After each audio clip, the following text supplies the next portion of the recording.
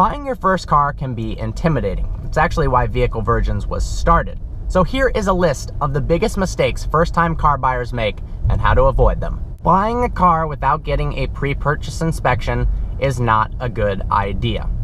Even if it is from a dealer, if it's a used car and it's not a certified pre-owned, there could be issues with it. Let's take an Audi A4 hypothetical example, for instance. You found it on Craigslist. It's priced slightly lower than other cars, and the owner of the vehicle states on Craigslist it's priced aggressively to sell quickly. That's great, but you have to get a pre-purchase inspection. You got to remember that potentially there are people out there that the reason the car is priced lower, or even if it's priced the same, are trying to get rid of a car that has problems. That might be why they're selling it in the first place.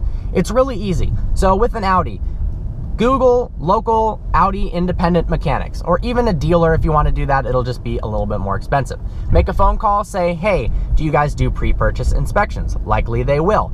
Even if you have to spend $150 or $200, it makes sense to give you that peace of mind to know there's nothing catastrophically wrong with the car before you buy it. I know a lot of people think by looking at the car and driving it, they can determine if there's any issues with it. But unless you are an Audi mechanic or an Audi engineer, and even still, you probably won't know unless the car is put up on a lift and inspected. So get that inspection done. Chances are you could save yourself from walking into a car that might have $5,000 worth of problems and you were only buying the car for $6,000. It's not worth the gamble. If you're buying a used car, get a pre-purchase inspection. And even if everything turns out to be completely fine, at least you know you bought a good car. A lot of first-time car buyers don't do enough research. They see a car they like on the road and decide that's the one. Maybe they don't even do a test drive and they purchase the car without a pre-purchase inspection. Research is your friend. You don't want to end up buying a car that you're stuck with for a couple years that it turns out you don't really like.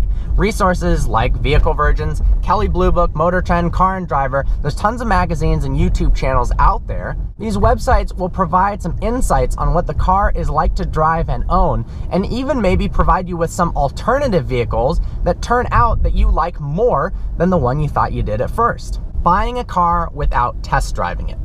This is one of the biggest mistakes people make, especially with the variability between each, even of the same make, model, and year. A magazine could say that the suspension is nice and smooth, but to you, it's actually too firm.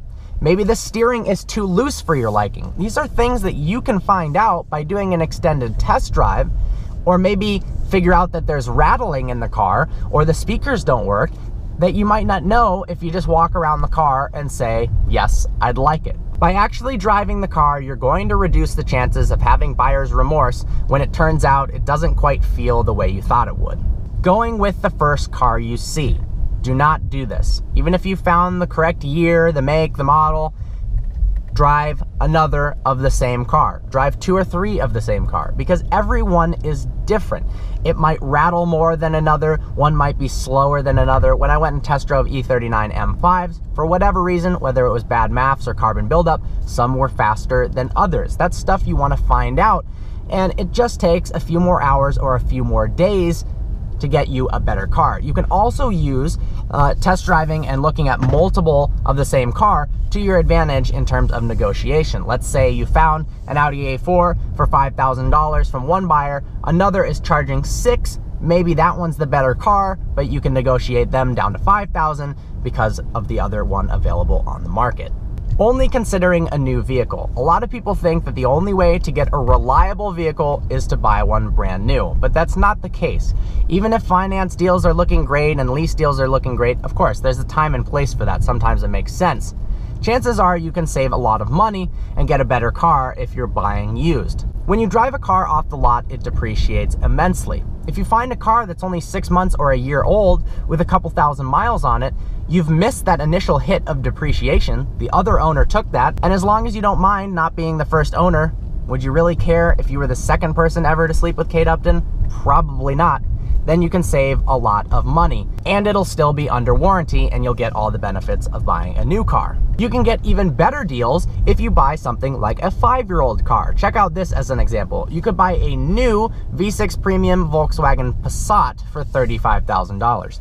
Or you could buy a 2011 Audi A8L long wheelbase, also for $35,000. That's one of the most luxurious cars ever created. We tested one, it's absolutely brilliant. The interior is immaculate. It once was a $100,000 car, now depreciation has hit, and now it's $35,000. Obviously not the most practical for a first car, but just an example of how great depreciation works in your favor. So there you go. Buying your first car can be intimidating, but hopefully with this list of the biggest first-time car buyer mistakes, you're now more informed and you can go out there and pick up your first ride.